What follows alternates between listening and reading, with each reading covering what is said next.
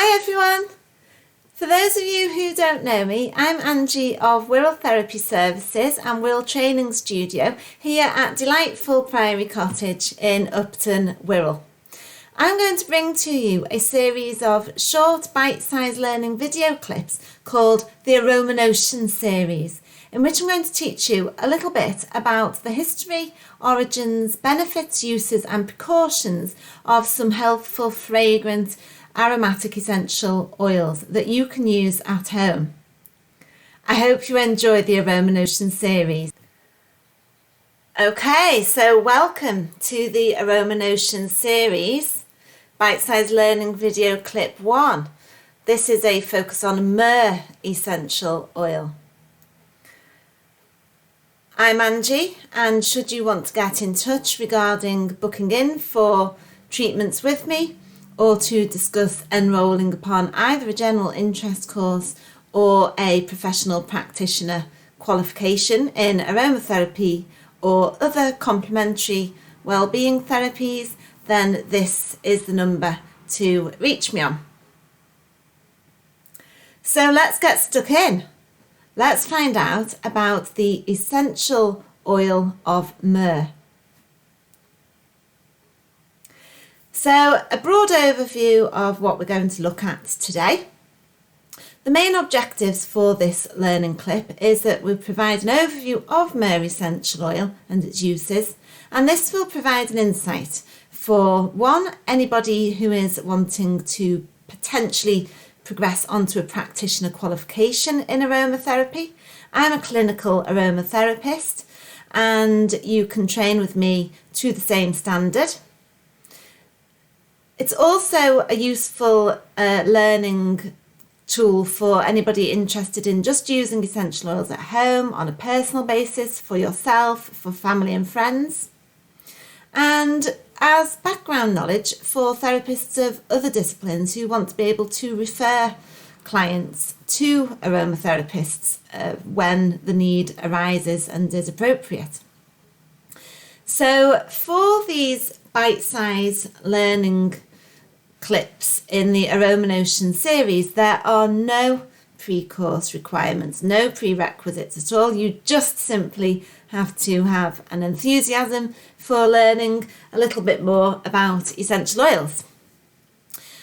If you're interested in reading up on aromatherapy, then of course I can recommend books for you. A couple of well-known historical aromatherapists would be Robert Tisserand, Salvatore Battaglia, Shirley Price, just to name 3 there for you. If you're interested in finding out more about the research currently that's going on into the uses of aromatherapy from a scientific perspective, then you can go to the FHT website, the link of which is here on your screen now. The FHT stands for the Federation of Holistic Therapists, and this is the most recognised membership organisation and insuring company that is involved in setting standards for the aromatherapy industry and holistic, complementary and alternative therapies industry in general. So if you put that link into your web browser, it will bring you to this page where you can find a FHT composed worksheet of information telling you about the different journals that you can go to find current research with links to those journals.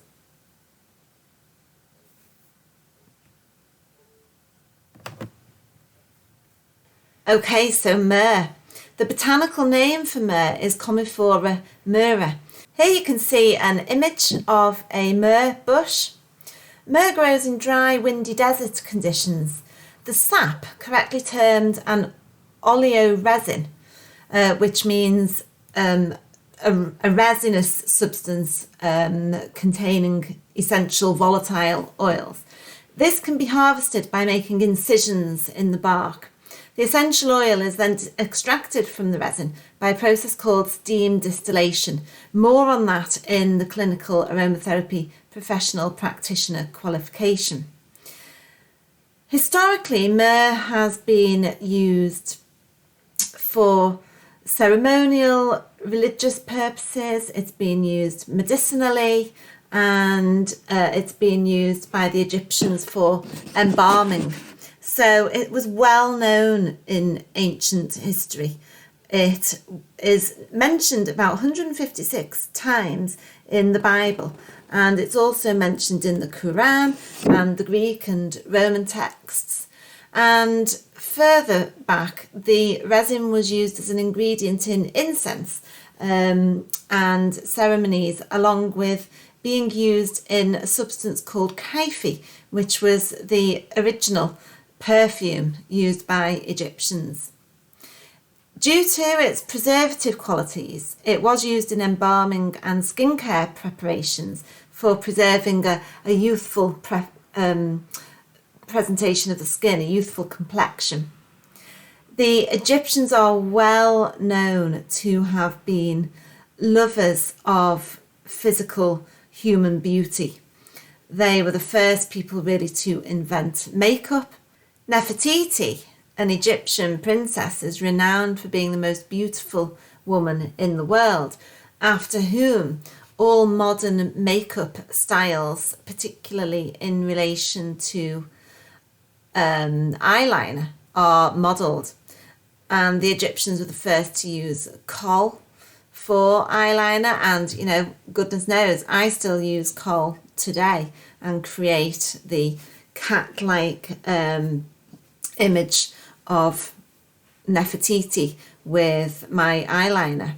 Anyway, I digress. That's for a makeup tutorial. So myrrh has been used both as incense within religious rituals and as a perfume. The Egyptians used it for its preservative qualities in both embalming the dead for mummification purposes and also in their skincare preparations for preserving a youthful complexion.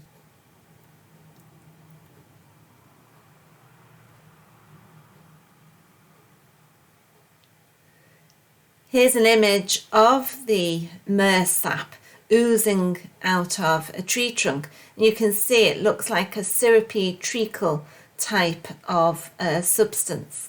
The myrrh shrub, being native to Africa and Asia in places such as Egypt, are where you're going to find the myrrh bush or shrub. And it's within that sap-like balsamic substance that the essential volatile oil that has therapeutic qualities is found. Okay, so used for centuries within religious ritualistic ceremonies, essential oil of myrrh is well known to help enhance spirituality. It was used for anointing and within worship. It contains sesquiterpene substances. So myrrh has an effect on the emotional centre in the hypothalamus within the brain, and this helps you to remain calm and balanced. So it's a very good oil for rebalancing the endocrine system, particularly the endocrine glands within the brain, which are the master glands that affect the rest of the endocrine glands. So basically your hormone balance. Myrrh supports meditative healing or prayer, and can help people to move forward emotionally and spiritually from any experience that they perhaps feel stuck in. Blended with uplifting oils, it can promote inspiration and emotional insight. So we might blend myrrh with citrus oils of lemon or orange, or perhaps the more subtle aroma of neroli. Myrrh is useful in respiratory support. It is anti-catarrhal and antimicrobial and antiseptic. It's expectorant and a pulmonary stimulant. So it helps us to expel mucus. And when we suffer with a cough and we've got phlegm or mucus, Our body is designed to get rid of that, and getting rid of that foreign matter is trapped within the mucus or phlegm, and the body is then designed through peristaltic action, more on that in an anatomy class. It's designed to push, using this peristaltic muscular action, to push, and also with cilia, little hair-like substances. Myrrh is also used for respiratory support because it is anticatarrhal and expectorant and pulmonary stimulant.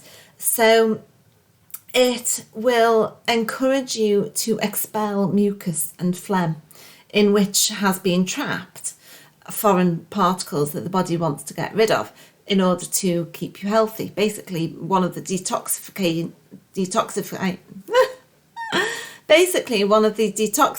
functions of the body.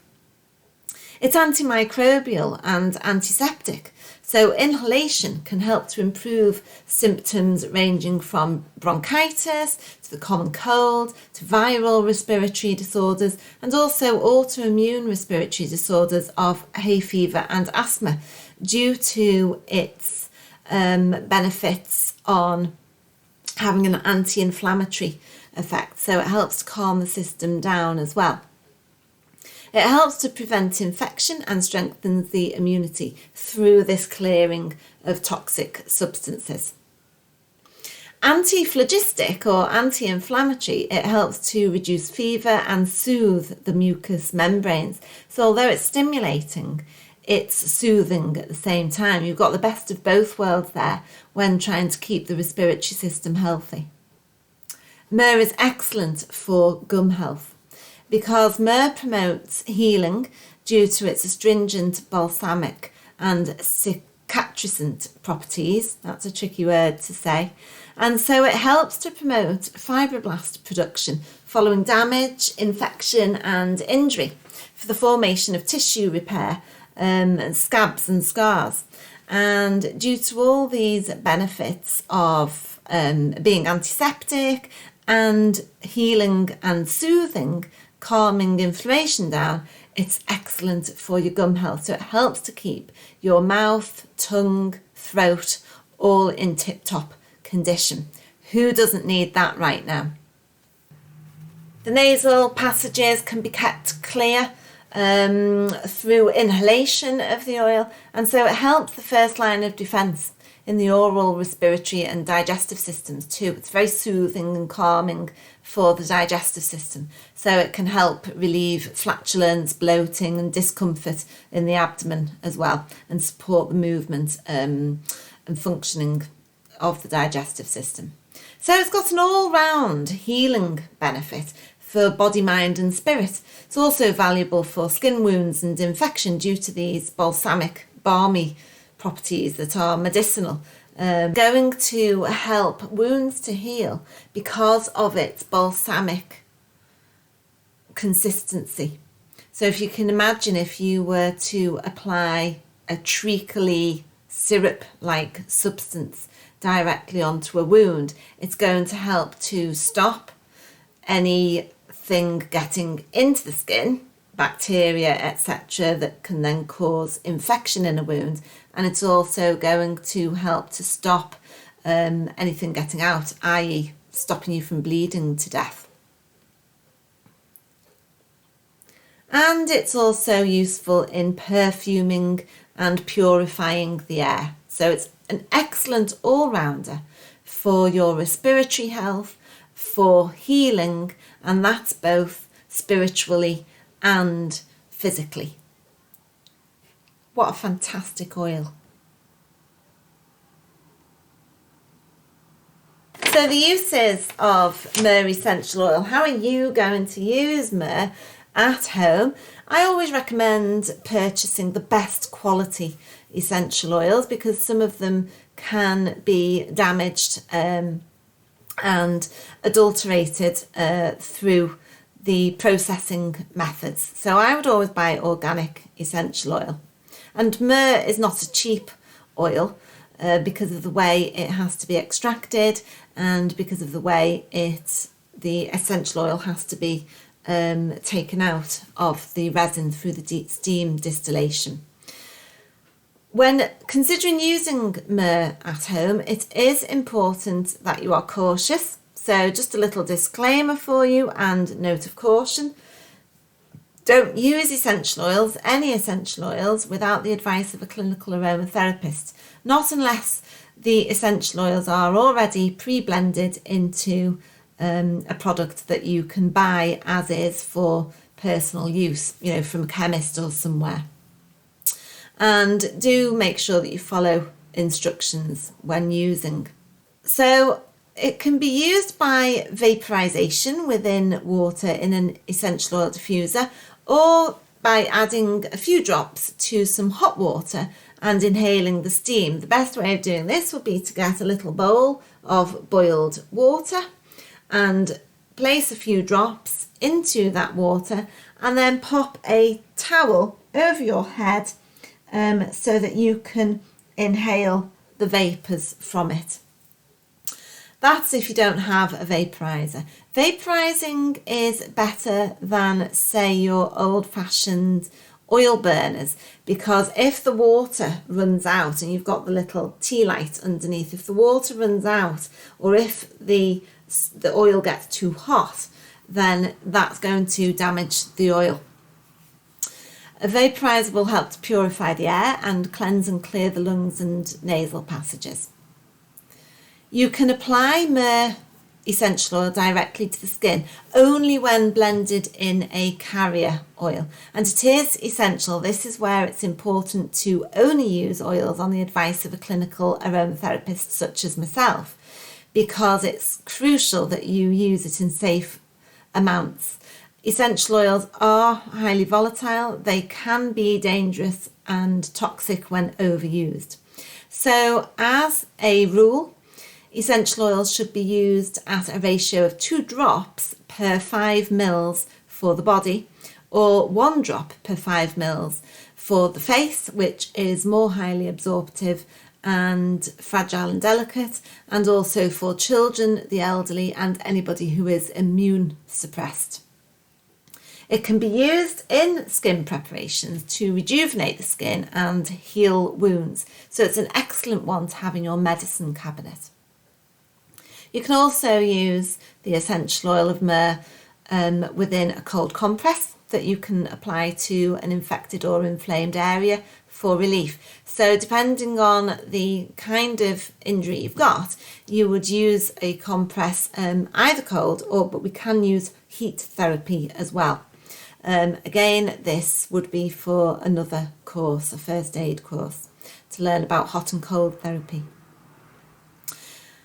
It's antiseptic, so obviously if you've just got yourself an open wound, then it's going to help to prevent any infection in the area, and will also help to both reduce the swelling and inflammation, but because it actually has a cooling effect, but also it supports the wound healing, as we mentioned earlier, by stimulating fibroblast production, which is essential in scab formation and scar formation. You can also add myrrh essential oil into your toothpaste for brushing. Myrrh is in fact used in quite a number of modern day toothpastes, but again, be cautious with this. Only add 1 drop, and it is important that you would make sure that you did not swallow the essential oil, and that you rinse with your toothbrush or through gargling numerous times until you can really not taste the oil on your tongue anymore. It's going to help to freshen the breath and keep the mouth, gums and throat healthy. It is important that you are cautious when using myrrh essential oil. There is the possibility of it being toxic in high concentrations, although there's no conclusive evidence to suggest this currently. However, definitely avoid using it during pregnancy, because it is a uterine stimulant, so it can stimulate labour contractions. Therefore, of course, alternatively, it can be useful during labour, but we only want labour to happen when labour's meant to happen.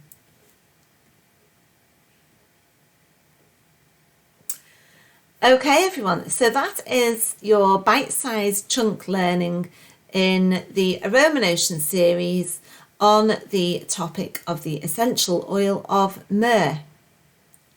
Congratulations! If you would like to gain yourself some CPD points following watching this video, you can complete now the short set of questions in the quiz and send that back to me via email, and I can give you a certificate of completion so that you can get yourself some CPD points.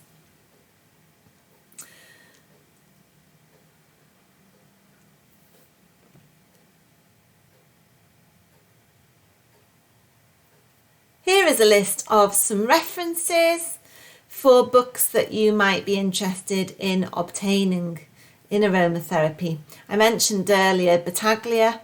His book is The Complete Guide to Aromatherapy, the first edition. In fact, let me go and get the books. Some references for you. I mentioned Battaglia as one of the experts in aromatherapy. This is his book, The Complete Guide to Aromatherapy. This is the first edition, and it's pretty old now, so there may well be updated versions of that. I've mentioned some scientific research-based facts on essential oils in terms of sesquiterpenoids earlier in the video, and the reference for that is the second reference on your screen there, by Chadwick et al. In 2013, which you can go to by clicking on the HTTPS link there. Patricia Davis is another aromatherapist. She brought out the book Aromatherapy in A to Z. This book here that I've got is the 17th edition, so it has been updated numerous times, and obviously as more clinical research is undertaken in aromatherapy, there will be updates to these books as we know more scientifically. And then also on your list there is Shirley Price's book, Aromatherapy Workbook. The one that I've got here is the second edition. I did mention Tisserand to you earlier as well, and Tisserand are a husband and wife team, and in fact, look up here, Maggie Tisserand has a few books, one of which is this one here, Aromatherapy for Women by Maggie Tisserand. Tisserand is an aromatherapy, they make their own oils, Tisserand essential oils, and they can be purchased in places like Boots the chemist.